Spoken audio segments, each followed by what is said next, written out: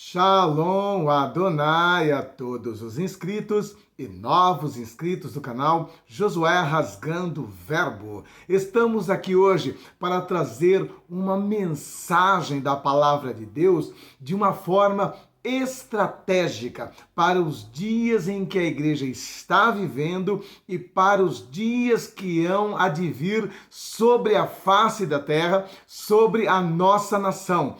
Cristo sempre nos alertou, Cristo sempre nos exortou a buscar poder dos céus, porque nossa luta seria travada contra principados, potestades, hostes espirituais das maldades que estão nas regiões celestiais. E para isso nos capacitou com o poder do seu Santo Espírito. E no meio de tantas turbulências, adversidades, tribulações, perseguições, nada melhor do que refrescar a nossa memória, trazer à nossa memória o que foi passado aos discípulos como estratégia para aquela igreja que estava se iniciando logo após a ascensão de Cristo. Aquelas promessas valem hoje para os dias em que estamos vivendo. Naquele período, um fortalecimento espiritual para iniciar a igreja de Cristo na face da terra. E nos dias em que estamos vivendo, um fortalecimento para entrarmos para o período final que antecede o arrebatamento da igreja. E em nome de Jesus, fique atento à estratégia advinda dos céus para a tua vida, para a tua casa, para o teu lar, para o teu ministério. Amém? Antes de entrarmos na palavra, eu quero te pedir, nos ajude, se inscreve no nosso canal aqui, em nome de Jesus Cristo. E em nome de Jesus também quero te pedir, nos siga lá no Instagram. Nós temos mensagens de 3 a 4 minutos que são verdadeiras respostas de Deus para a tua vida, para cada momento, para cada instante daquilo que você está passando. Aqui, afixado no topo dos comentários, está o link do nosso Instagram. Nós temos também algumas adversidades aí com respeito ao ato de gravar nossas mensagens aqui, porque eu já disse para vocês que nós temos um problema aqui com o som da rua, com o som de um bar que fica soltando um pancadão aí, atrapalhando, interferindo, mas nós estamos trabalhando, orando para montarmos o nosso estúdio. Os equipamentos já temos, agora vamos atuar na parte da alvenaria e da acústica. E você que tem sido abençoado por esse canal, em nome de Jesus, nos ajude na vaquinha que estamos fazendo aqui para pagar pedreiro, comprar o material e dessa maneira podermos veicular, gravar os vídeos sem interferência nenhuma externa. Amém? Só você que tem sido abençoado e só você que sentir no coração. Não é obrigado, é voluntário. Para quem tem amor pela obra de Deus, nos ajude com o link da vaquinha que está aqui. Amém? Posto isso, então, vamos à palavra de Deus. Meus irmãos, a igreja de Jesus, ela teve o seu início já debaixo de lutas, de adversidades e de perseguição. E o nosso Deus é um Deus estratégico. Talvez, se fôssemos avaliar humanamente, diríamos assim: Deus, o Senhor poderia poupar um tempo a sua igreja, o Senhor poderia deixar ela se fortalecer, se estruturar, se capacitar para então permitir alguma luta, para então permitir alguma adversidade, mas foi totalmente o oposto. Deus permitiu adversidades tamanhas logo no início da igreja. Porém, ele avisou através de Jesus Cristo, antes de ascender aos céus, que deveriam buscar poder dos altos céus. Isso está relatado em Atos 1 e também em Lucas, no capítulo 24, a partir do verso 46, eu estarei lendo até o 49. Diz assim a palavra de Deus, olha só, isso aqui é Jesus falando para os seus discípulos, para um grupo de aproximadamente 500 pessoas que estava o ouvindo momentos antes de subir aos céus, após passar 40 dias depois de sua ressurreição nas terras de Jerusalém. E então fazendo agora uma última reunião e passando uma recomendação fundamental para a igreja que estaria tendo seu início a partir daquele instante. Olha o que Jesus disse para essa igreja. E disse-lhes, assim está escrito, e assim convinha que o Cristo padecesse e ao terceiro dia ressuscitasse dos mortos, e em seu nome se pregasse o arrependimento e a remissão dos pecados em todas as nações, começando por Jerusalém. E destas coisas sois vós testemunhas. E eis que sobre vós envio a promessa de meu Pai. Ficai, porém, na cidade de Jerusalém, até que do alto sejais revestidos de poder.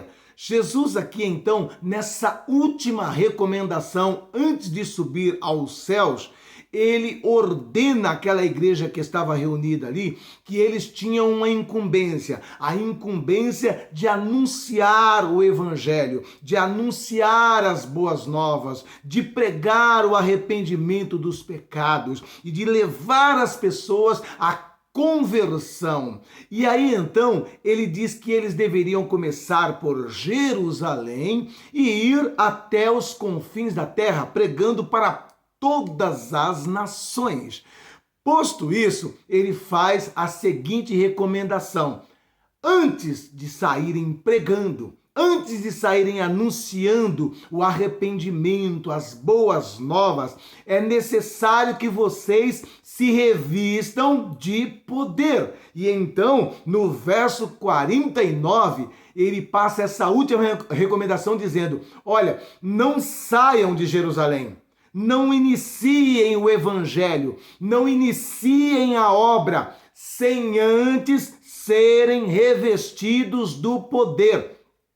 Fiquem em Jerusalém, orem, busquem, clamem, porque eu vos enviarei o poder do meu Espírito. Porque para vocês saírem de Jerusalém, pregando o meu evangelho, pregando a minha palavra, e chegar a todas as nações, indo até os confins da terra, será necessário estar revestido com o meu poder. Por que Jesus faz esta alusão e dá esta ênfase para que ninguém tirasse os pés, arredasse os pés de Jerusalém até que do alto fossem revestidos de poder? Porque ele sabia da perseguição que viria contra aquela igreja jovem, aquela igreja que estava se iniciando, e ele sabia que sem esse poder eles não resistiriam. Os ataques seriam com fúria total do inferno contra a igreja de Cristo. E aí então ele dá essa ordem: não tentem fazer nada em meu nome, não tentem sequer sair de Jerusalém para anunciar o evangelho sem antes estar revestidos do poder que vos enviarei. E assim foi desta forma.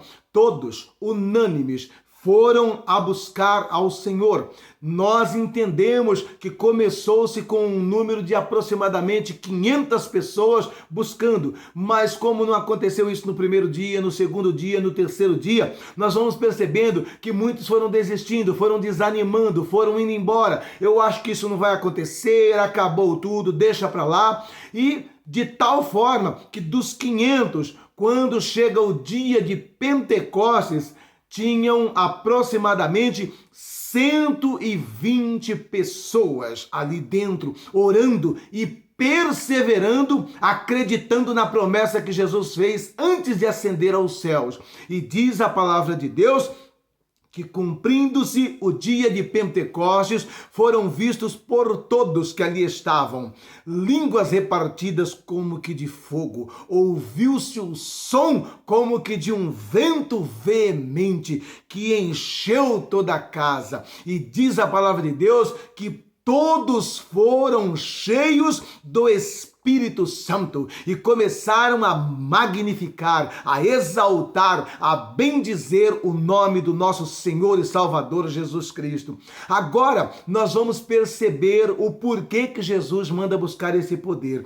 Porque logo após essa ascensão de Jesus, logo após essa divulgação em massa, que nem a morte deteve Jesus no seu sepulcro, que ele ressuscitou, que ele vivia, os sacerdotes, os religiosos da época, em especial um grupo reconhecido como os fariseus, decretaram uma perseguição maciça contra esta igreja que estava se iniciando, essa igreja jovem, essa igreja menina que estava se iniciando. Ela recebeu uma sentença de morte a todos aqueles que continuassem pregando e dizendo que Jesus ressuscitou, e dizendo que Jesus vivia e que voltaria a esta terra. Estavam todos debaixo de sentença de morte. E aí então, no dia de Pentecostes, a cidade de Jerusalém estava abarrotada de pessoas de todos os cantos de Israel e também de nações e povos vizinhos, de inúmeras línguas, de inúmeros idiomas. E diz a palavra de Deus que muitos, ao verem o que estava acontecendo dentro daquele espaço físico, ficaram achando que estavam bêbados, embriagados, e começou-se a escarnecer do que estava acontecendo ali. E nós vamos ver aí a mudança que houve na vida do próprio Pedro após receber o poder do Espírito Santo. O homem que não conseguiu evangelizar uma mulher na noite em que Jesus foi traído e negou Jesus por 3 vezes, agora ele toma uma ousadia sem precedentes e mesmo debaixo de uma sentença de morte, ele se põe diante de toda aquela multidão com ousadia. Ele prega a palavra de Deus embasado no livro do profeta Joel e ele taca o dedo na cara de todas as autoridades dizendo: aquele mesmo Jesus que vocês alguns dias atrás o mataram crucificado, saibam, a morte não pôde o deter. Ao 3º dia ele ressuscitou, ele foi visto por mais de 500 pessoas e ele nos fez a promessa que nos enviaria o Consolador, que nos daria o poder do teu Santo Espírito. E o que vocês estão contemplando nesse momento não é álcool, não é vinho, não é embriaguez. O que vocês estão contemplando nesse momento é justamente o cumprimento da profecia de Joel, é justamente o cumprimento do que ele, Jesus, ressurreto, nos prometeu. Estamos cheios do poder do Espírito Santo, estamos revestidos do poder de Deus, e em sua pregação, então, no seu primeiro testemunho de Jesus, Pedro arrebata para a igreja iniciante quase 3.000 almas. Quase 3.000 almas recebem Jesus Cristo como Senhor, como Salvador de sua vida. E uma igreja, então, que até agora tinham 120 membros,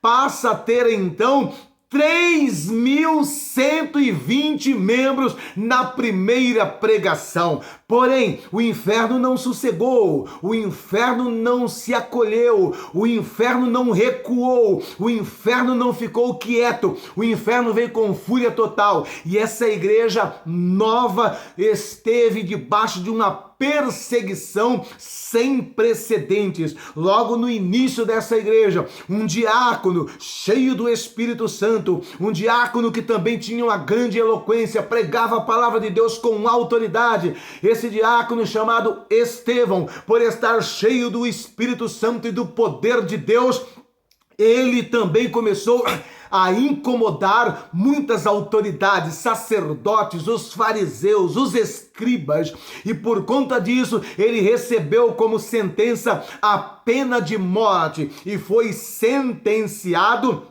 ao apedrejamento. Notem só o que o poder do Espírito Santo faz na vida de um homem. Esse diácono cheio do Espírito Santo, antes de morrer apedrejado, ele pregou com autoridade, ele pregou com ousadia, com poder e com unção aos seus carrascos, aqueles que o estavam julgando e o sentenciando à morte. Ele prega com tal ousadia que a Bíblia diz que os homens olhavam para ele e viam em seu semblante um semblante como que de anjo, viam um brilho do Espírito Santo, e isso os incomodou de tal forma que disseram: temos que matar esse homem urgentemente. E ali então o primeiro mártir da igreja tomba após o seu apedrejamento, sem, claro, antes, cheio do poder do Espírito Santo, ainda ter essa graça de pedir para que Deus perdoasse aqueles que o estavam apedrejando. Só alguém cheio do Espírito Santo para fazer isso. E isso então prossegue contra essa igreja jovem, contra essa igreja que estava nascendo há poucos dias e não parou em Estevão. E isso foi prosseguindo até chegar a aproximadamente os 11 discípulos de Jesus.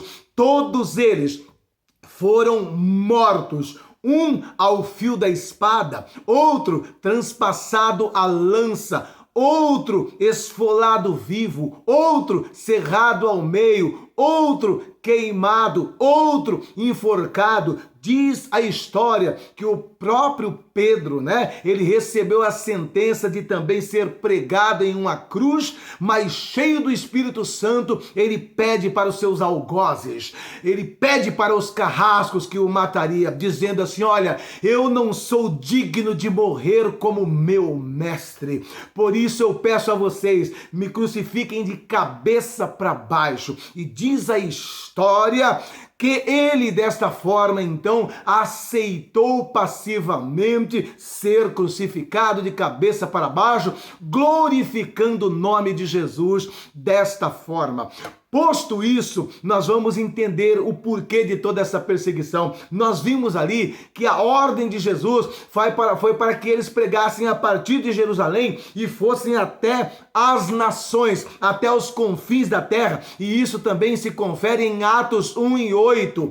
Porém, o que ocorre é que eles estavam acomodados, querendo pregar apenas para judeus e querendo estar apenas concentrado com a igreja ali em Jerusalém. E por conta disso, Deus permite uma perseguição de tal forma que eles não podiam mais estar ali nas imediações, nas cercanias de Jerusalém e do templo. Eles tiveram que se espalhar por todos os cantos. Este período é conhecido como a diáspora ou dispersão. E essa dispersão foi promovida pelo próprio Deus para que o evangelho alcançasse outros povos, outras tribos, línguas e nações, conforme Jesus havia ordenado na leitura que acabamos de fazer. E nós vamos entender então que debaixo dessa perseguição, que debaixo dessa tribulação, que debaixo dessa luta, a igreja cresceu, a igreja se fortaleceu, a igreja se revestiu do poder de Deus. E é justamente isso que Deus quer que você entenda nesse período. Muitas pessoas estão achando que Deus está perdendo o controle da situação. A perseguição contra cristão, a perseguição contra alguém que é conservador, contra alguém que preza pelos valores e modelos judaico-cristão, que defende a família, que defende o casamento natural entre homem e mulher, que defende a ideologia de Gênesis, não de gênero, tá? Ideologia de Gênesis, que entende que Deus criou macho e fêmea, homem e mulher. Nós que pregamos isso, nós que divulgamos isso, nós estamos debaixo de uma grande perseguição. As próprias mídias sociais estão nos cortando esta liberdade. Em breve você não poderá estar ouvindo este tipo de mensagem em uma plataforma como esta. Pode se preparar, Pode se preparar que em breve alguém que estiver falando dessa forma, que não é lícito um casamento de homem com homem ou mulher com mulher, estará correndo o risco de ser execrado da sociedade, estará correndo o risco de ir para um cárcere, estará correndo o risco de perder o seu emprego, estará correndo o risco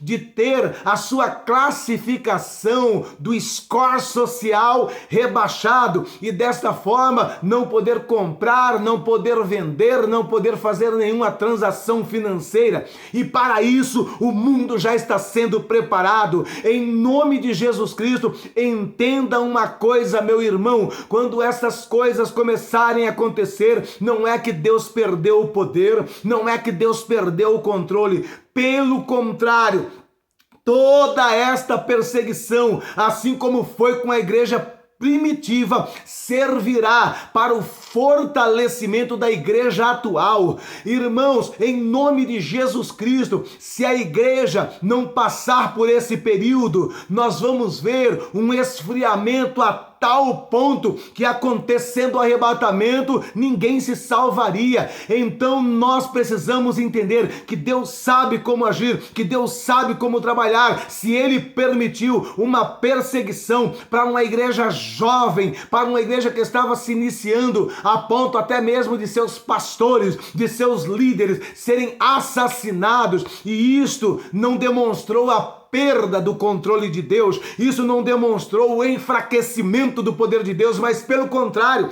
através de todas essas perseguições, foi aí então que mais se viu o poder de Deus, foi aí então que mais se viu a graça de Deus sobre a igreja. Meus irmãos, quando eles, perseguindo a igreja, começaram a matar os cristãos no Coliseu, lá em Roma, pegavam famílias inteiras, embebiam essas pessoas com sangue e colocavam ali em uma arena, que era um verdadeiro estádio, onde o espetáculo era a trucidação de famílias inteiras evangélicas. Ali então, leões famintos eram soltos naquela arena e a multidão naquela arquibancada chegavam ao delírio, tendo como espetáculo a morte de muitos cristãos. Porém, a história nos diz que o tiro saiu pela culatra. Por quê? Porque para cada um daqueles cristãos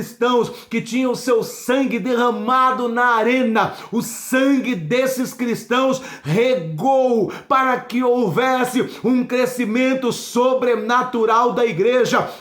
E de repente Satanás percebeu que para cada crente que tombava morto naquela arena, milhares de pessoas se convertiam naquelas arquibancadas, porque eles não entendiam como alguém poderia ter tanto amor por alguém, como alguém poderia ter tanta fidelidade por alguém, a ponto de perder a sua própria vida, a ponto de ter a sua família destruída e não negasse esse nome. E isso levava então essas pessoas a entenderem: isso deve ser algo muito bom, sobrenatural, também quero conhecer, também quero experimentar. E foi aí então que a igreja cresceu, que a igreja se expandiu debaixo de perseguição, e isso perdurou por 3 séculos. Por 3 séculos a igreja, debaixo de perseguição, cresceu e se tornou uma verdadeira potência, até então que Satanás inverte a sua maneira de agir contra a igreja, e ele usa aquela máxima: não posso com ela, junto-me a ela. E aí então, através do imperador Constantino, a igreja é declarada como a religião oficial do império. E foi aí a queda da igreja, quando ela começou a ser dependente do poder político, do poder humano, e deixou de lado o poder de Deus. Aí se tornou nessa igreja fria, nessa igreja idólatra que conhecemos hoje, que é a igreja romana. Então, entendam uma coisa: esses períodos que estão para vir sobre a face da terra, esses períodos que estão para vir sobre o nosso país, servirá para crescimento, servirá para fortalecimento. Não se assuste, não se pasme, Deus não perdeu o controle. Deus já está avisando antecipadamente: ei, meu filho, ei, minha filha, entenda uma coisa: o que vou eu permitir nesta nação, o que vou eu permitir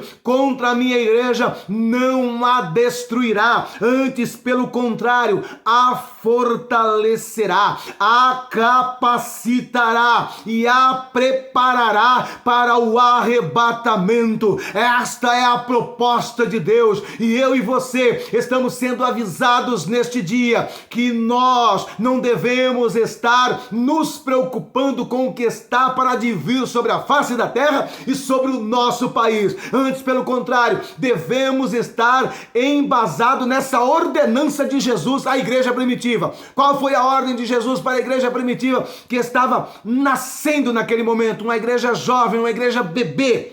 Ficai em Jerusalém até que do alto sejais revestidos de poder. É o que Deus está mandando eu te dizer. É tempo de buscar poder, é tempo de buscar unção, é tempo de buscar a autoridade do Espírito Santo. Só isso te fará crescer, só isso te manterá em pé. E sabe o que vai acontecer? Vai acontecer o oposto do que muitos estão pensando. A igreja não vai resistir, a igreja não vai suportar. Sim, a igreja vai resistir, a igreja vai suportar, mesmo porque a promessa é essa: as portas do inferno não prevalecerão contra a minha igreja. Esta é a promessa de Deus, que faríamos a diferença. E diz assim a palavra de Deus: e então vereis a diferença entre o justo e o ímpio, entre o que serve e o que não serve a Deus. É necessário, é mistério que venha a luta, é mistério que venha a tribulação, para que venhamos fazer a diferença, para que venhamos nos manifestar como luz do mundo, como sal da terra. É necessário que venha essa luta, que venha essa tribulação, para que eu e você nos coloquemos de joelhos, buscando a presença de Deus, consagrando a nossa vida a Deus, para fazermos a diferença. Em nome de Jesus Cristo, levanta a tua cabeça, em nome de Jesus Cristo, se encha do Espírito Santo. Ei, meu irmão, ei, minha irmã, há quanto tempo você já não sente mais a presença de Deus? Há quanto tempo você já não sente mais esta unção sobre a tua vida? Há quanto tempo você já não fala mais em mistério com Deus? Há quanto tempo você não tem mais um particular com Deus pelas caladas da madrugada?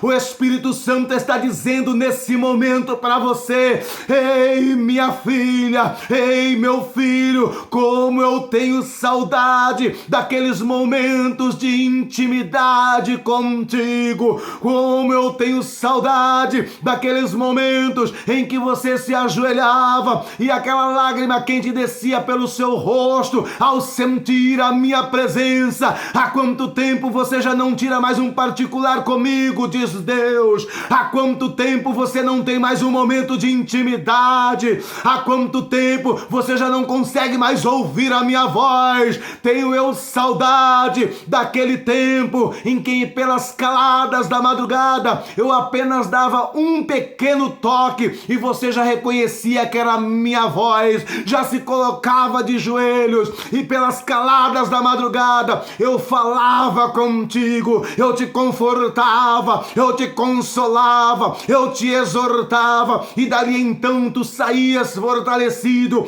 renovado e capacitado para momentos de batalha. Há quanto tempo eu não tenho mais esses momentos de intimidade contigo?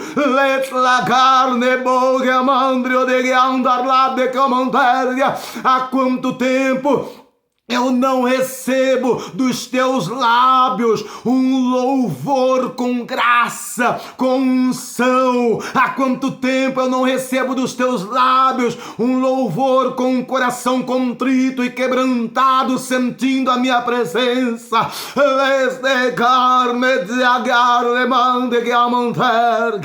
Deus manda dizer para você, é tempo de buscar, é tempo de adquirir uma intimidade. Vamos estreitar nosso relacionamento com Deus, em nome de Jesus Cristo. Esse período, esse momento é para te devolver o poder que você já não sente mais através da tua vida, é para adquirir e renovar a unção do Espírito Santo sobre a sua vida. Em nome de Jesus, eu profetizo sobre a tua vida esta nova unção. Em nome de Jesus, eu profetizo sobre a sua vida esse revestimento.